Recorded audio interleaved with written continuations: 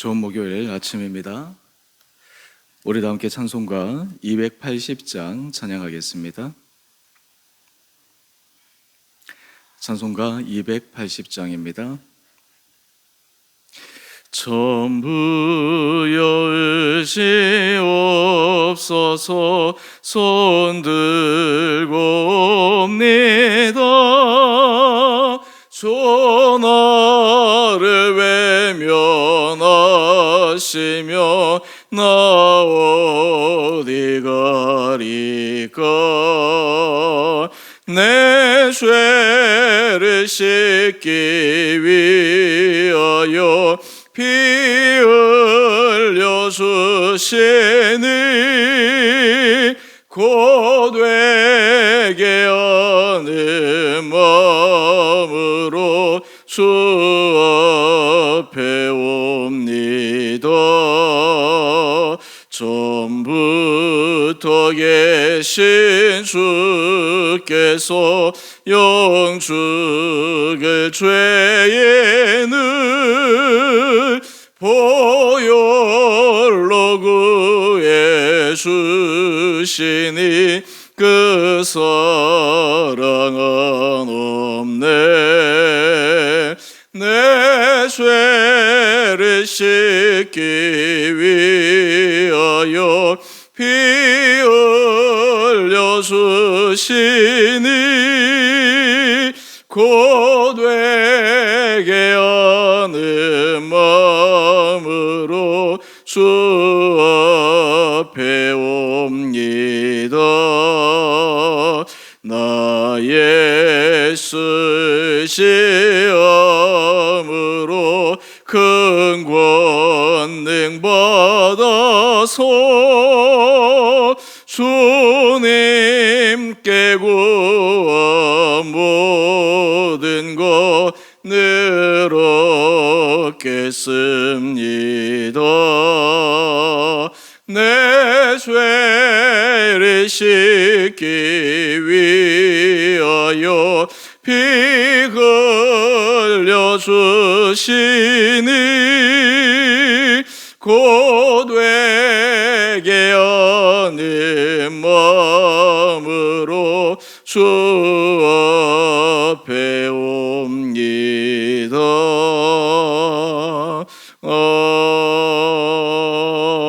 아멘. 오늘 말씀 창세기 37장 25절에서 36절까지입니다. 그들이 앉아 음식을 먹다가 눈을 들어본즉 한 무리의 이스마엘 사람들이 길르앗에서 오는데 그 낙타들의 향품과 유향과 몰약을 싣고 애굽으로 내려가는지라. 유다가 자기 형제에게 이르되 우리가 우리 동생을 죽이고 그의 피를 덮어둔들 무엇이 유익할까? 자, 그를 이스마엘 사람들에게 팔고 그에게 우리 손을 대지 말자. 그는 우리의 동생이요 우리의 혈육이니라 하매 그의 형제들이 청종하였더라. 그때 미디안 사람 상인들이 지나가고 있는지라 형들이 요셉을 구덩이에서 끌어올리고 은 20에 그를 이스마엘 사람들에게 팔매 그 상인들이 요셉을 데리고 애굽으로 갔더라.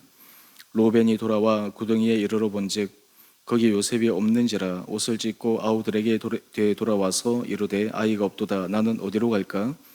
그들이 요셉의 옷을 가져다가 순념소를 죽여 그 옷을 피에 적시고 그의 채색 옷을 보내어 그의 아버지에게로 가지고 가서 이르기를 우리가 이것을 발견하였으니 아버지 아들의 옷인가 보소서 하매 아버지가 그것을 알아보고 이르되 내 아들의 옷이라 악한 짐승이 그를 잡아먹었도다.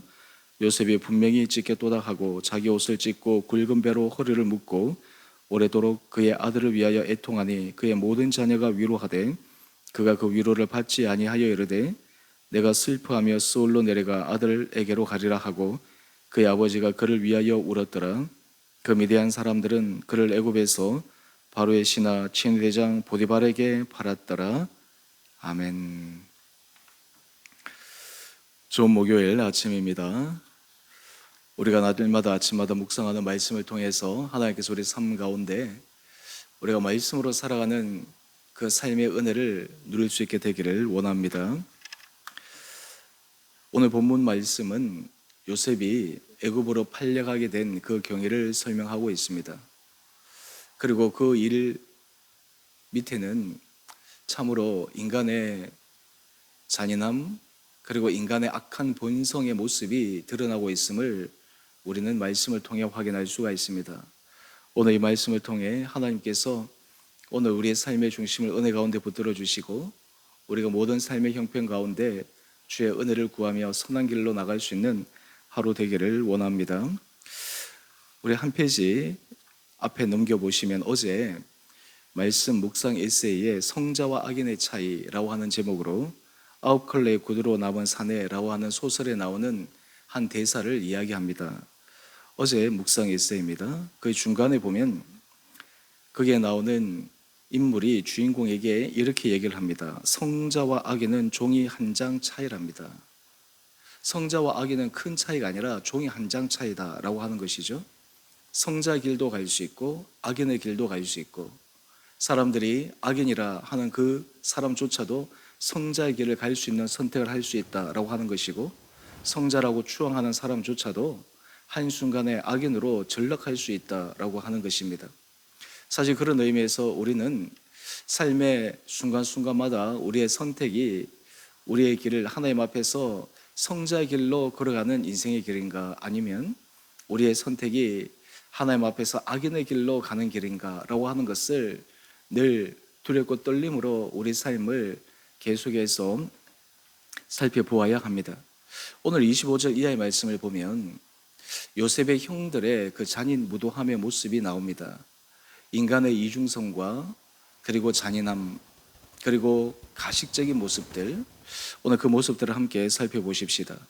우리 25절 말씀을 보면 그들이 앉아 음식을 먹습니다. 여러분 지금 이 상황이 어떤 상황입니까? 오늘 본문 해설에도 잠깐 언급되고 있는데 자기의 동생 요셉을 물이 없는 구렁텅이에 던져놓고 지금 요셉은 단절된 그곳에서 심리적으로 육체적으로 극심한 고통을 당하고 있는 중에 형들은 자신들이 시장하니까 밥을 먹고 있는 장면입니다. 여러분 이 자체가 얼마나 비인도적인 그러한 일입니까? 심지어 남도 이렇게 하면 양심의 가책을 좀 받아야 할 터인데 아무리 그들이 이복 형제라 하더라도 그래도 아버지의 피를 함께 나눈 형제들입니다. 그럼에도 불구하고 어떻게 이렇게 무심하게 이런 행동을 할 수가 있을까? 우리 한 장 넘겨보시면 본문 해설에 이렇게 기록합니다. 평안이 깨진 형제 관계는 남보다 못한 사이가 됩니다. 우리 주변에도 이런 경우가 종종 있습니다. 가장 친밀하고 가장 어렵고 힘들 때 서로 도움이 되어야 할 형제 관계가 평안이 깨어지고 그 안에 그 형제 간의 우애가 깨어지면 남보다 못한 사이가 될 수 있다. 지금 요셉과 형들의 관계가 그러합니다. 그런데 여러분 여기에서 끝나는 것이 아닙니다. 그들이 식사를 하고 있는데 이스마엘 사람들이 애굽으로 내려가는 그 모습을 보게 됩니다. 이 사람들은 상인입니다. 그런데 여기에 유다의 한 제안을 한번 들어보십시오. 우리 26절 말씀입니다. 다른 형제에게 얘기합니다. 우리가 우리 동생을 죽이고 그의 피를 덮어둔들 무엇이 유익할까? 자, 그를 이스마엘 사람들에게 팔고 그에게 우리 손을 대지 말자. 그는 우리의 동생이요 우리의 혈육이니라 하며 그의 형제들이 청종하였더라. 여러분 이 유다의 말을 여러분들은 어떻게 받아들이십니까? 여기 보면 죽이지 말자라고 하는 것은 그나마 잘한 결정입니다. 그런데 그 다음 27절을 보면 분명히 요셉의 당에서 우리의 동생이요 우리의 혈육이니 라고 이야기함에도 불구하고 요셉을 이스마엘 사람들에게 팔자라고 이야기를 합니다. 여러분 여기서 판다라고 하는 것은 지금 종으로 팔아버리는 것입니다. 노예의 신분으로 전락시켜버리고 마는 것입니다. 여러분 어느 것이 더 나쁜 것입니까? 요셉을 죽이는 행위와 그리고 지금 요셉을 노예로 팔아버리는 이 행위, 어느 것이 더 나쁜 행위입니까? 유다가의 생각에서는 죽이는 것보다 이것이 좀 덜 나쁜 것이지. 여러분 사람이 참 아이러니한 것은요, 자기의 마음속에 극한 생각을 할 때 그보다 좀 덜한 것을 하면 아 나는 괜찮아, 나는 원래 이렇게 하려고 했었는데 그나마 이 정도 했으니까 나는 그나마 좀 선해, 굉장히 자기 합리화의 잘못된 모습을 보일 수 있다라고 하는 것입니다. 사실은 이 둘 다 잘못된 것입니다. 요셉을 죽이려고 하는 그 마음이든 또한 동시에 요셉을 노예로 팔아버리려고 하는 것이든, 근데 실제적으로 한번 생각해 보십시오. 만약에 죽였다고 하면 그들 마음속에 얼마나 큰 자책이 있겠습니까? 근데 실질적으로 요셉을 노예로 팔아버리면 그의 인생은 어떻게 되는 것입니까? 요셉이 자유의 신분으로 아버지의 사랑을 많이 받고 있는 그러한 상황에서 완전 다른 나라에서, 이방 나라에서 종으로 살아가게 될 그의 모습, 형들도 주변에 노예들이 많이 있었기 때문에 그의 삶의 비참함이 충분히 상상되어지고 예상되어졌음에도 불구하고 그것을 결정한 것입니다. 이런 의미에서 보면 유다는 죽이는 것보다 파는 것이 낫다라고 이야기를 하지만, 실상 이 두 가지는 어느 것이 더 나쁘다라고 얘기할 수 없을 정도로 동일하게 나쁜 행위입니다. 심지어 더한 것은 우리의 동생이요 우리의 혈육이라 얘기하면서 이런 일을 서스럼 없이 행했다라고 하는 것입니다. 우리 28절 말씀을 한번 볼까요? 그래서 결국은 루벤을 뺀 다른 형제들이 은 20에 그를 이스마엘 사람들에게 팔아버립니다. 여러분, 동생을 20에 팔아버리는 거예요. 당시 풍습은 보통 성인 남성은 은 30에 파는 것이 관례였는데, 요셉은 어린 소년이었기에 은 20에 팔아버리고 마는 것입니다. 여러분 주변에 형제들 지간에 다른 형제를 돈을 받고 팔아버렸다, 인신매매로 팔아버렸다, 이건 완전히 엽기적인 일입니다. 아마 뉴스의 탑 뉴스로 올라갈 기사입니다. 그런데 이들은 아무런 마음의 거리낌도 없이 이 일을 행하고 있습니다. 제가 어제 설교하면서 말씀을 드렸지만, 하나님께서 가인에게 죄가 너를 유혹하나 너는 죄를 다스릴지니라 그렇게 말씀하셨는데, 지금 형들은 아버지가 요셉을 사랑한다고 그 요셉을 향한 시기와 미움, 여러분 이것에 대해서 이 형들의 이 반응이 얼마나 격한 것입니까? 얼마나 과도한 것입니까? 하나님 앞에서 얼마나 올바르지 못한 것입니까? 그런데 이들의 입장에서 생각을 해보면 우리는 충분히 그럴 만합니다. 사람들이 종종 그런 얘기를 합니다. 입장 차에 따라서 다를 수 있다. 이것은 어떻게 보면 굉장히 이해가 될 수 있는 말이지만 이 말은 굉장히 부적절한 말입니다. 왜냐하면 요셉의 형들의 입장에서는 입장에 따라서 우리도 이럴 수 있다, 이것은 틀린 것입니다. 그들의 입장이 어떠하든 그들의 행한 일은 잘못된 것이요, 하나님 앞에서 결코 의롭지 못한 것이요, 그리고 순간의 감정에 못 이겨서 한 이 행동이 요셉에게 뿐만 아니라 다른 형들에게도 얼마나 깊은 양심의 가책을 주는 행위였겠습니까?